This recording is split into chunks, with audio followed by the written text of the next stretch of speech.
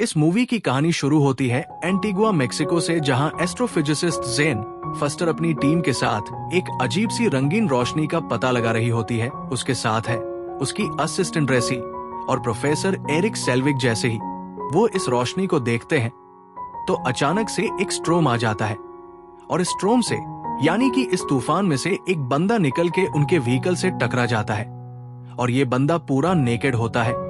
अब story shift होती है 1965 एडी में, जहां देखते हैं कि नॉर्वे में एक काफी एपिक बैटल हो रही है। यहाँ फ्रॉस्ट जंट्स अर्थ पर कब्जा करना चाहते हैं और यहाँ पे काफी ज्यादा तहलका मचा रहे होते हैं और काफी ज्यादा मारधाड़ भी कर रहे होते हैं। और इसी वक्त एजगार्ड के किंग ओडिन बैटल में उतर जाते हैं।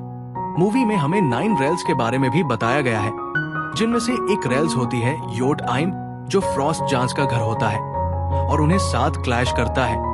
ये बैटल काफी ज्यादा इंटेंस होता है, पर ओडिन के फोर्सेस जीत जाते हैं। टन्स के पास एक डेंजरस वेपन भी होता है, कास्क ऑफ एसिएंट विंटर्स, जो हर चीज को बर्फ में बदल सकता था, पर ओडिन अपनी ताकत से उनको हरा देता है और कास्क ऑफ विंटर्स को एजगार्ड ले आता है और इस वजह से ये जो बैटल है पूरी तरीके से खत्म हो जाती है। अब सीन शिफ्ट होता है एजगार्ड में, जहां हम देखते हैं ओडिन का ग्रैंड पैलेस और उसके 2 बेटे थॉर और लोकी। थॉर तो ओडिन का असली बेटा है, पर लोकी का असली परिवार कौन है ये हमें इस मूवी में आगे पता चलेगा। एक दिन ओडिन अपने 2 बच्चों को वेपन चेंबर दिखाने के लिए ले जाता है, जहां हमें मनीर वो लेजेंड हथौड़ा दिखता है जो आगे चल के थॉर का आइकॉनिक वेपन बनने वाला है। अब स्टोरी वापस आती है प्रेजेंट टाइम में, जब थॉर का राज सिलक होने वाला होता है। पूरी एजगार्ड में खुशहाली का माहौल होता है और लोग थॉर को ईयर कर रहे होते हैं, जो कभी भी अपना हथौड़ा हिलाने का मौका नहीं छोड़ता। लेकिन जैसे ही ओडिन अपना हाथ उठाता है, सेरेमनी को शुरू करने के लिए कुछ बड़ा होता है। फ्रॉस्ट जंट्स वेपन चेंबर में घुस आते हैं और कास्क ऑफ एशियंट विंटर्स चुराने की कोशिश करते हैं। लेकिन शुक्र है कि एक सिक्योरिटी गार्ड, जिसे द डिस्ट्रॉयर कहते हैं, वह आता है और उन फ्रॉस्ट जंट्स को भगाने में मदद करता है। ये खबर जल्दी से पूरे किंगडम में फैल जाती है। ओडिन, थॉर और लोकी वेपन चेंबर में जाके सब कुछ इन्वेस्टिगेट करते हैं। कास्क ऑफ एशियंट विंटर्स तो सेफ है, लेकिन कई फ्रॉस्ट जंट्स वहां गिरे पड़े होते हैं। थॉर को गुस्सा आ जाता है और वो ओडिन से कहता है हमें रिवेंज लेना चाहिए, पर ओडिन कहता है कि बदला लेना सही नहीं है और थॉर का गुस्सा बढ़ जाता है क्योंकि इस इंसिडेंट के चक्कर में उसका राज सिलक भी नहीं हो पाया था। बाद में अपने कमरे में थॉर अपने 4 दोस्तों के साथ फ्रस्ट्रेशन का इजहार करता है। उसके दोस्तों का नाम होता है फेरल, होगन, सिफ और बॉल स्टैक। वो कहता है हर बार जब भी लड़ाई हुई तुम लोग मेरे साथ खड़े रहे और मैंने तुम्हारे लिए भी वही किया। अब मेरे कोरोनेशन के दिन, यानी कि मेरे राज सिलक के दिन, फ्रॉस्ट जंट्स हमला करते हैं।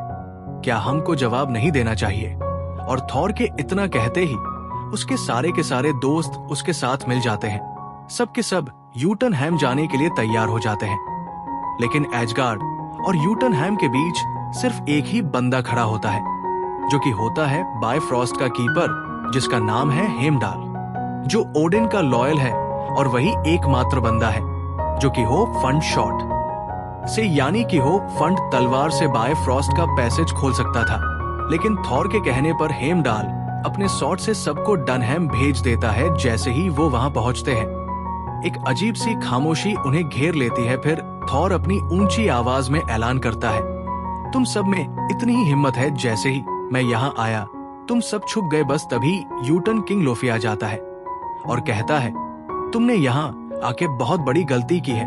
अब तुम बिना कीमत चुकाए यहाँ से नहीं जा पाओगे। लोकी तुरंत बीच में बोलता है सर, हमसे गलती हो गई थी, अब हम यहाँ से जा रहे हैं। थर गुस्सा होते हुए लोकी से कहता है हम सच में उनसे लड़े बिना नहीं जाएंगे। पर लोकी समझता है ये वैसा टाइम नहीं है भाई, और हमें अपनी जान यहाँ खतरे में नहीं डालनी चाहिए। जैसे ही वह लोग वापस जाने लगते हैं, एक फ्रॉस्ट जंट थॉर को चैलेंज करता है।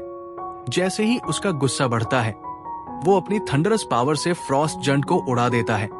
इसी दौरान लोकी का हाथ एक फ्रॉस्ट जान से टकराता है और एक सीक्रेट रिवील होता है कि लोकी भी उन्हीं में से एक है। ये बात आगे चल के स्टोरी में और गहराई से समझाई जाएगी। तभी एक बड़ा सा बीस्ट उनके सामने आ जाता है और सबको लगता है कि अब कुछ बुरा होने वाला है, पर थॉर अपनी फुर्ती सोच से उस बड़े से क्रिएचर पर चार्ज करता है और उसे मार देता है। लेकिन उसी वक्त पूरे फ्रॉस्ट जा की आर्मी उन 6 लोगों पर टूट पड़ती है और थॉर और उसके दोस्तों को कोई रास्ता नजर नहीं आता वहां से निकलने का। और तभी ओडिन आता है। थॉर खुशी से चिल्लाता है, मेरे पिताजी आ गए, अब तुम सबकी खैर नहीं। पर सिचुएशन काफी क्विकली टर्न होती है। ओडिन लोफी से कहता है, मेरे बेटे ने यहाँ आके गलती की है, अब हमें वापस जाने की परमिशन दो। लोफी जवाब देता है, गलती होती है, तुम्हें इसकी कीमत जरूर चुकानी पड़ेगी। बस तभी ओडिन अपनी ताकत दिखाता है और थॉर और उसकी टीम को वापस एजगार्ड भेज देता है। जैसे ही थॉर एजगार्ड में वापस आता है, उसका गुस्सा पूरे एजगार्ड में गूंज जाता है। ओडिन के सामने आकर वो कहता है, हम वहां से क्यों आ गए? हम उन टन्स को मार सकते थे, तो आपने कोई एक्शन क्यों नहीं लिया? ओडिन को थॉर के ये लफ्ज सुन के गुस्सा आ जाता है। वो अपने बेटे की सारी ताकत छीन लेता है। थॉर को एजगार्ड से निकालकर मिडगार्ड अर्थ भेज देता है, क्योंकि थॉर एक किंग था। ओडिन ये इंश्योर करता है कि उसका वेपन मनीर उसके साथ रहे, लेकिन वो वेपन के ऊपर एक मंत्र बोलता है जिसमें वह कहता है, सिर्फ वही लोग जो वर्दी है वो इस हैमर को उठा सकते हैं। इसके बाद मनीर मेक्सिको में क्रैश हो जाता है और स्टोरी वापस प्रेजेंट टाइम में आ जाती है। हम देखते हैं कि थॉर एक हॉस्पिटल में है, जहां जेन फस्टर डार्सी और डॉक्टर एरिक सेल्विक उसका इलाज करा रहे होते हैं। पर जब थॉर अगले दिन उठता है तो उसे पता चलता है कि उसका कॉस्ट्यूम और म्यूट दोनों गायब है। ये पता चलते ही वो पूरी तरह से गुस्सा हो जाता है और हॉस्पिटल के डॉक्टर और स्टाफ पर भारी रेज के साथ अटैक कर देता है। दूसरी तरफ मनीर मेक्सिको सिटी में गिर चुका है। ये खबर शील्ड एजेंट फिल कॉल्सन तक पहुंच जाती है, जो जल्दी से एरिया को सील कर देता है और उसे रिस्ट्रिक्टेड जोन डिक्लेयर कर देता है। इस दौरान कॉल्सन को जेन फ्रोस्टर की रिसर्च के बारे में भी पता चलता है।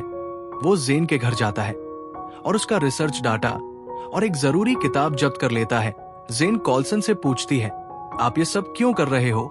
कॉल्सन जवाब देता है, इसके लिए आपको पैसे मिल जाएंगे। पर जेन गुस्से में बोलती है, मुझे पैसे नहीं चाहिए, मेरी रिसर्च मेरी जिंदगी है। कॉल्सन उसकी बात को इग्नोर करता है और अपने टीम के साथ न्यू मेक्सिको की तरफ निकल पड़ता है। जैसे ही थॉर को पता चलता है कि उसका हैमर न्यू मेक्सिको में है, वो वहां पहुंचने की कोशिश करता है। वो एक घोड़े को ढूंढता है, लेकिन उसे कोई घोड़ा नहीं मिलता। तभी जेन फस्टर अपने कार में उसे राइड देने का ऑफर करती है और दोनों मिलके न्यू मेक्सिको के लिए निकल पड़ते हैं। जब वो वहां पहुंचते हैं, थॉर देख लेता है कि शील्ड एजेंट्स ने एक एक्सपेरिमेंटल टेस्टिंग कैंप बना लिया है, जहां म्यूनी रखा गया है। अपने हैमर को देखकर थॉर काफी खुश हो जाता है और अपने हैमर की तरफ दौड़ पड़ता है। अंदर जाके वो सिक्योरिटी गार्ड्स के साथ लड़ता है। तभी एक नया कैरेक्टर इंट्रोड्यूस होता है, जिसका नाम होता है हकाई। जैसे ही थॉर गार्ड्स को हराता है, वो मनीर तक पहुंच जाता है। अपने मन में सोचता है कि वह इसे उठा सकता है, पर काफी कोशिशों के बाद भी वो मनीर को हिला तक नहीं पाता। अब थॉर अपने हैमर को इसलिए नहीं उठा पाता क्योंकि जो अपने ओडिन है, उन्होंने उस थॉर के हैमर पर एक मंत्र बोल दिया था और कहा था, सिर्फ वही लोग जो वर्दी है वह मनीर को उठा सकते हैं। थॉर का हैमर को उठा नहीं पाना उसे अंदर से तोड़ देता है। इस बीच शील्ड एजेंट आ जाते हैं और थॉर को पकड़ के जेल सेल में डाल देते हैं। जेल के अंदर फिल कॉल्सन थॉर से पूछता है, तुम कौन हो? तुम कहां से आए हो? और ये हैमर तुमसे कैसे कनेक्टेड है? पर थॉर चुप रहता है और कोई भी जवाब नहीं देता। इसी बीच कॉल्सन को एक कॉल आता है और वो थोड़ी देर के लिए अलग हो जाता है। तभी लोकी थॉर के प्रिजन में आता है और उसे बताता है, हमारे फादर ओडिन का देहांत हो गया है, यानी कि वो मर गए हैं। उनकी मौत तुम्हें अर्थ भेजने के शौक से हुई है। ये सुन के थॉर का दिल और भी ज्यादा टूट जाता है। वो पूरी तरीके से दुखी हो जाता है। शाम को एरिक सेल्विक कॉल्सन से मिलने आता है और बताता है कि थॉर एक साइंटिस्ट है जो गलती से कैंप में आ गया था। एरिक एक फेक आइडेंटिटी प्रेजेंट करता है ताकि थॉर को वहां से ले जा सके, लेकिन कॉल्सन ऑलरेडी जान जाता है कि ये जो आइडेंटिटी है वो नकली है। फिर भी वो थॉर को छोड़ने का फैसला करता है। अगले सीन में एरिक और थॉर एक बार में जाते हैं और ड्रिंक्स ऑर्डर करते हैं। अब जैसे हम सब जानते हैं, थॉर तो थॉर है कितनी भी ड्रिंक्स पी ले उस परे उसका कोई इफेक्ट नहीं होता, लेकिन एरिक को काफी ज्यादा चढ़ जाती है। फिर थॉर एरिक को जेन फस्टर के घर ले जाता है और कहता है, तुम्हें अपने फादर का ख्याल रखना चाहिए। जेन जवाब देती है, वो मेरे फादर नहीं है, वो मेरे प्रोफेसर है। इस वक्त थॉर और जेन के बीच एक नई दोस्ती शुरू होती है। दोनों ही आग के पास बैठकर अपनी पुरानी कहानियां एक दूसरे के साथ शेयर करते हैं। इसी दौरान जेन थॉर से पूछती है, तुम कहां से हो? थॉर बताता है कि वह एक दिन 9 रेल्स का किंग बनने वाला था, लेकिन एक फ्रॉस्ट जा की वजह से उसका यह सपना टूट गया। जेन क्यूरियस होकर 9 रेल्स के बारे में पूछती है। थॉर एक छोटा सा डायग्राम बनाता है और बताता है, ये एसगार्ड है, ये मिडगार्ड है, नायम अल्फा एम टन हायम सवल फार्म और नेल फार्म। वो समझाता है कि मिडगार्ड अर्थ है और वह एजगार्ड से है। सीन शिफ्ट होता है एजगार्ड में, जहां लोकी अपने फादर ओडिन के पास बैठा हुआ होता है, जो एक गहरी नींद में है। ओडिन को एक शॉक जरूर लगा था, लेकिन वो मरे नहीं थे। तभी लोकी की माँ आती है और वो एक्सप्लेन करती है कि लोकी को मैजिकल आर्ट्स कहां से मिली। लेकिन लोकी अपने भाई थॉर से गहरी नफरत रखता था। वो समझता है कि वो ज्यादा कैपेबल है और ज्यादा पावरफुल भी है और वो थ्रोन पर बैठने लायक है। लेकिन थॉर, जो ओडिन का असली बेटा है, उसे ओडिन ने हमेशा लोकी से ऊपर रखा था, यानी कि वो बड़ा होने के नाते गद्दी का पहला हकदार है। गुस्से से भरा हुआ लोकी एक प्लान बनाता है और वो सोचता है कि अगर वो ओडिन को फ्रॉस्ट जंस की मदद से मार देता है तो वो एजगार्ड का किंग बन सकता है।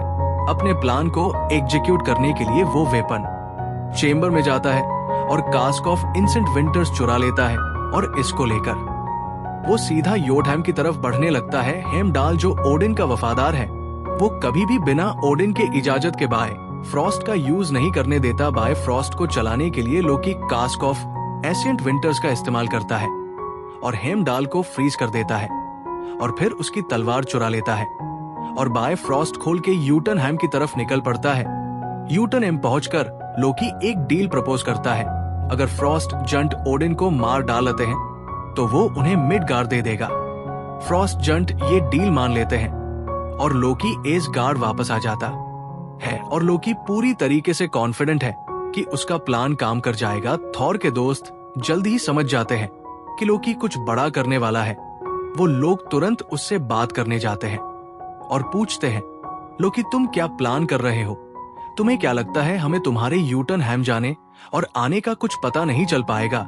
इस पर लोकी अपने आप को किंग समझकर घमंड से कहता है, अब मैं तुम्हारा किंग हूं और मैं जो चाहूं वो करूंगा। ये सुनके थॉर के दोस्तों का गुस्सा बढ़ जाता है और वो डिसाइड करते हैं कि थॉर को इसके बारे में बताएंगे। थॉर को सच्चाई बताने की ठान कर उसके सभी दोस्त अर्था जाते हैं और वो थॉर को ये शॉकिंग न्यूज देते हैं कि ओडिन अभी भी जिंदा है, वो नहीं मरे थे। वो समझाते हैं कि ये सब कुछ लोकी ने प्लान किया था ताकि वह बाय फ्रॉस्ट का यूज करके टनहैम से एक आर्मी लाकर ओडिन को मार सके और खुद एजगार्ड का थ्रोन ले ले। लेकिन लोकी को थॉर के दोस्तों का प्लान पता चल जाता है तो वो तुरंत वेपन चेंबर में जाता है और डिस्ट्रॉयर को एक्टिवेट कर देता है। वो इससे ऑर्डर देता है कि वो अर्थ जाए और थॉर और उसके दोस्तों को मार डाले। डिस्ट्रॉयर अर्थ पहुंचता है और वो थॉर और उसके दोस्तों के साथ टकराता है।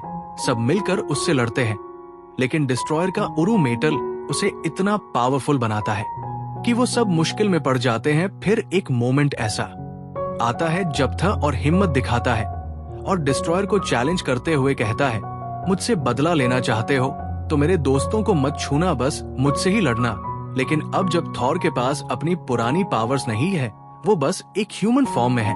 जब डिस्ट्रॉयर उससे एक जबरदस्त पंच मारता है तो थॉर काफी दूर तक उड़ता हुआ गिरता है।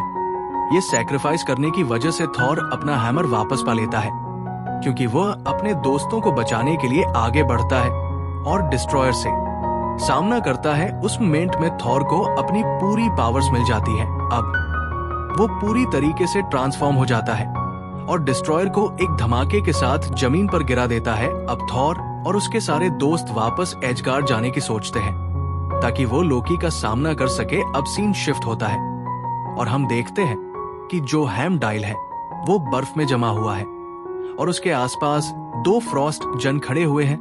अपना थॉर मिडगार्ड पर रहकर हैम डायल को आवाज लगाता है जिसे वह सुन लेता है और उसके बाद उसकी जो बर्फ है वो टूट जा आती है और उसके बाद वो दोनों फ्रॉस्ट जंट्स को मजा चखा देता है और उसके बाद वो थॉर और उसके साथियों के लिए बायफ्रॉस्ट को ओपन कर देता है। बायफ्रॉस्ट को ओपन करने के बाद थॉर एजगार्ड में आ जाता है, लेकिन वो देखता है कि यूटन की पूरी आर्मी एजगार्ड को इन्वेड कर चुकी है।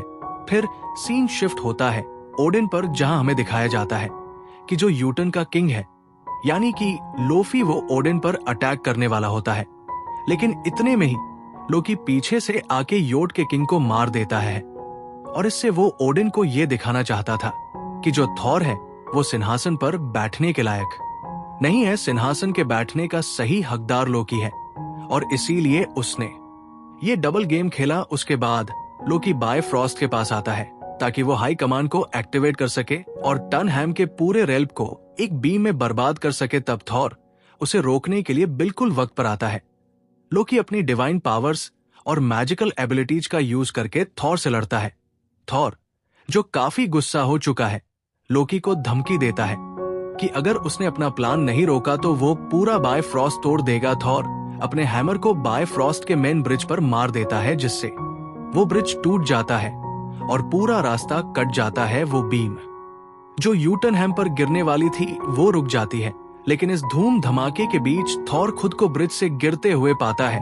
तभी ओडिन आता है और थॉर और लोकी दोनों को गिरने से बचाता है। जब थॉर अपने हाथ से ओडिन का हाथ पकड़ता है ताकि वो ऊपर आ सके, तब लोकी अपने आप को एजगार्ड का किंग बनने के लायक ना होने पर सोचता है। एक मोमेंट पर वह थॉर का हाथ छोड़ देता है और बायफ्रॉस्ट से कन जाता है जैसे वह अपनी जान ले रहा हो। शुरू में तो लगता है कि लोकी मर गया, लेकिन बाद में पता चलता है कि वो अभी भी जिंदा है। लोकी के मरने के बाद सबको लगता है कि अब शांति आ गई है। ओडिन थॉर के पास जाता है और कहता है, मुझे लगता है कि अब तुम एजगार्ड के किंग बनने के लिए तैयार हो। अब मैं तुम्हें क्राउन पहनाना चाहता हूँ। लेकिन थॉर जवाब देता है, मैं अभी किंग बनने के लिए तैयार नहीं हूँ। मुझे 9 रेल्स और गैलेक्सी को एक्सप्लोर करना है, दूसरों के बारे में और सीखना है, तब जाके मैं थ्रोन के लिए तैयार हो पाऊंगा। जब वक्त आएगा मैं वापस आकर अपना फर्ज जरूर निभाऊंगा। मूवी के पोस्ट क्रेडिट सीन में हम एक शील्ड फैसिलिटी देखते हैं जहां निक फ्यूरी कॉस्मिक क्यूब यानी टेसरे एकट को अपने कंट्रोल में रखता है। टेसरे को एनालाइज करने के लिए फ्यूरी एरिक सेल्विक को बुलाता है और कहता है, क्या तुम इस पर अपना रिसर्च जारी रखोगे? तभी हम देखते हैं लोकी को जो जिंदा हो चुका है और माइंड कंट्रोल का इस्तेमाल करते हुए एरिक सेल्विक से कलवा आता है, हाँ बिल्कुल मैं इस पर रिसर्च जरूर करूंगा। और यहीं पर इस मूवी की स्टोरी खत्म हो जाती है।